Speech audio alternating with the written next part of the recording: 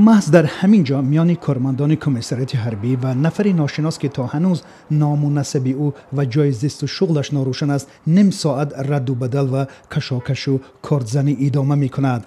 طور نزدیکان کارمندان کمیسریت حربی میگویند در ابتدا نفری ناشناس یکی از کارمندان کمیسریت حربی پولاد میرزایف را که با سبب برای ما نامعلوم با ضرب کار به قتل میرساند و از این حالت نفری دیگر آگاه شده از داخل ماشین بیرون می شود، او را نیز با چند ضرب کار زخمی می کند. به همین طور هر سه نفر دیگر نیز جراحت وزنی برداشته. بر اثر خونروی درونی حمزه نصیبوف نیز به هلاکت می رسد. نزدیکان حمزه نصیبوف می گویند جسد او را دیروز در محله جویبادام به خاک سپاریدند و جسد پولاد میرزایف در ناحیه دنقره خاک سپاری شده است.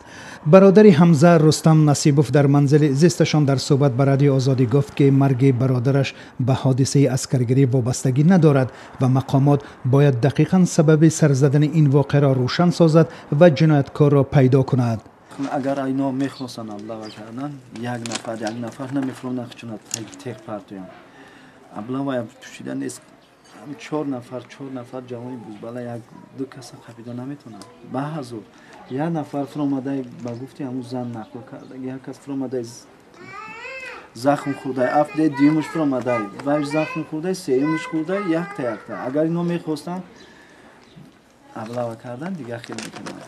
در همین حال وزارت دفاع تاجیکستان نیز به معرکه دعوت جوانان به صف ارتش ارتباط داشتن این واقعه مرگبار را رد می کند. طور فریدون محمدعلیف سخنگوی وزارت مدافع میگوید در نواحی پایتخت کشور معرکه عسکرگیری هنوز دوم نوامبر به آخر رسیده بود.